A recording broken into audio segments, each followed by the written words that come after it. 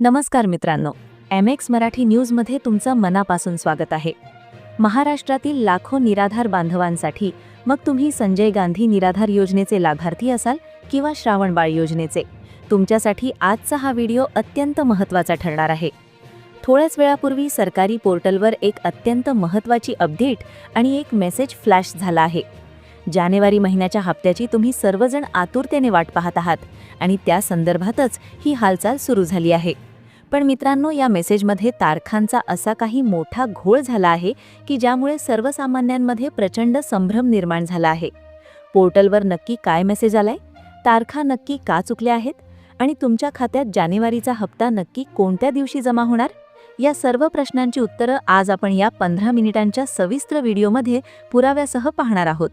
Video कुठेही skip करू नका, कारण अर्धवट माहिती गोंधळ वाढवू शकते. पोर्टलवर आलेला मेसेज आणि तांत्रिक घोळ नेमका काय? तर मित्रांनो, नेहमीप्रमाणे आपल्या चॅनलवर तुम्हाला सर्वात आधी ही अपडेट मिळत आहे.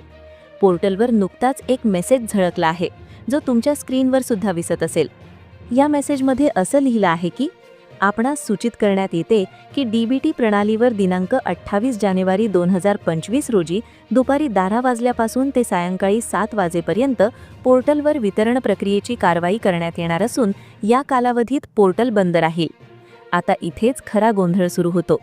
आज तारीख आहे 27 जानेवारी 2026, पण पोर्टलवर तारीख दिली आहे 28 जानेवारी आणि साल दिलं आहे 2025. अनेक लाभार्थ्यांना असं वाटतंय की हा मेसेज जुना आहे का, किंवा सरकारने पुन्हा जुन्याच तारखा का टाकल्या आहेत? तर त्याचं उत्तर असं आहे की हा निव्वळ एक तांत्रिक म्हणजेच टायपो एरर आहे. सरकारी यंत्रणेकडून वर्ष बदलताना किंवा तारीख अपडेट करताना ही छोटीशी चूक झाली आहे. तिथे 2025 ऐवजी 2026 असं वाचन करणं अपेक्षित आहे. त्यामुळे या तारखांच्या गोंधळामुळे कुणीही घाबरून जाण्याचं किंवा अफवांवर विश्वास ठेवण्याचं कारण नाही. पोर्टल बंद राहण्यामागचे तांत्रिक कारण? तर मित्रांनो, आता सर्वात महत्त्वाचा प्रश्न तुमच्या मनात आला असेल की सरकार हे पोर्टल नक्की बंद का ठेवत आहे. याचे सविस्तर उत्तर असे आहे की जेव्हा सरकारला लाखो लाभार्थ्यांच्या खात्यात एकाच वेळी पैसे पाठवायचे असतात, तेव्हा त्याला बल्क पेमेंट प्रोसेसिंग म्हणतात.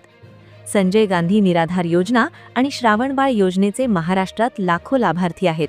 या सर्वांचा डेटा एकत्रित करून तो PFMS किंवा DBT प्रणालीवर अपलोड करावा लागतो.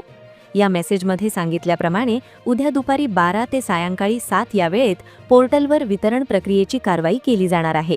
याचा अर्थ असा आहे की प्रशासकीय स्तरावर लाभार्थ्यांच्या पात्र याद्यांचे फ्रीजिंग करणे आणि निधी वितरणाची डिजिटल स्वाक्षरी करण्याची प्रक्रिया या काळात पार पडणार आहे. जेव्हा हे काम सुरू असते तेव्हा पोर्टलवर प्रचंड ताण येतो. जर या दरम्यान पोर्टल सुरू राहिले आणि इतर तांत्रिक कामे झाली तर पैसे अडकण्याची किंवा ट्रान्झॅक्शन फेल होण्याची शक्यता असते. म्हणूनच हा मेंटेनन्स ब्रेक घेतला जातो. यावरून एक गोष्ट 100% स्पष्ट होते की सरकारने जानेवारी महिन्याचा निधी पूर्णपणे तयार ठेवला असून आता फक्त बटन दाबून तो वितरित करणे बाकी आहे. ही तुमच्यासाठी सर्वात सकारात्मक बाब आहे. वितरणाची तारीख आणि बँक खात्यात पैसे जमा होण्याचे गणित नेमके कसे?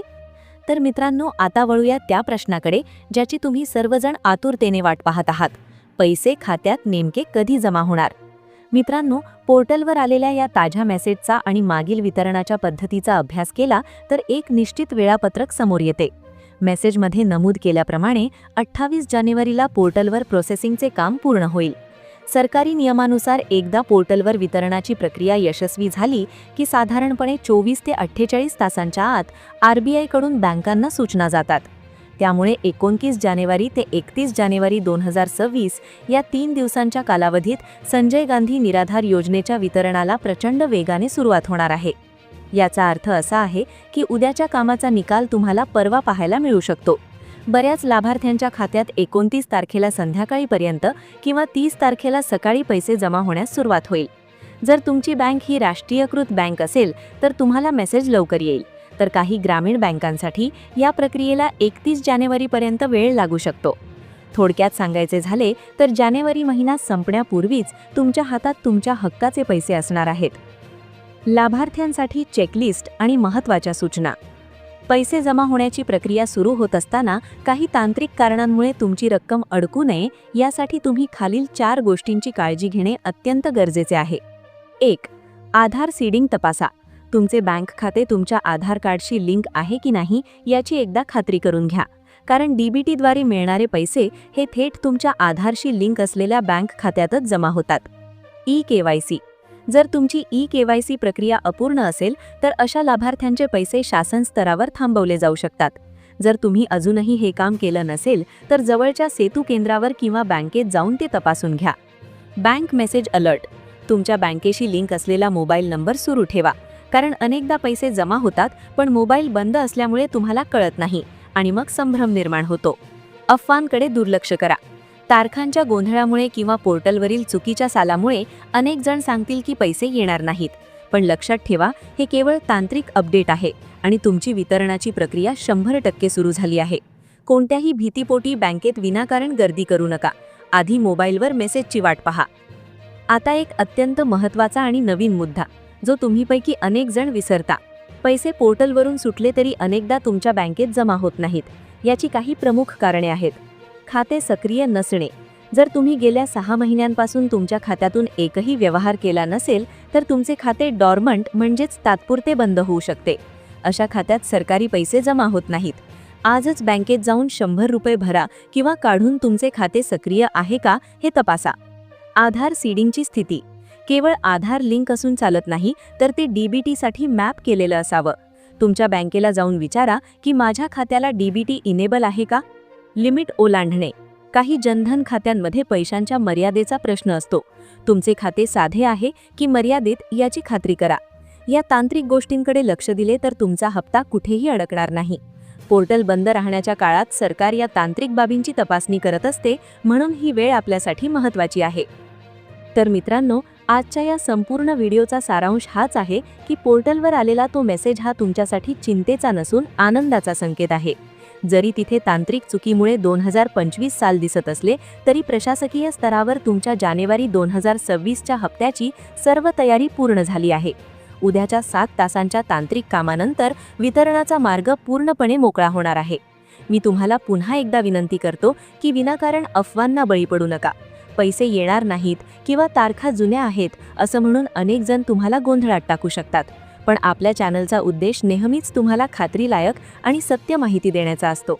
जसं 29 तारखेपासून वितरण सुरू होईल आणि लाभार्थ्यांच्या मोबाईलवर क्रेडिटचे मेसेज यायला लागतील, तसं मी स्वतः पुराव्यासह आणि बँक स्टेटमेंटसह नवीन व्हिडिओ तुमच्यासाठी घेऊन येईन.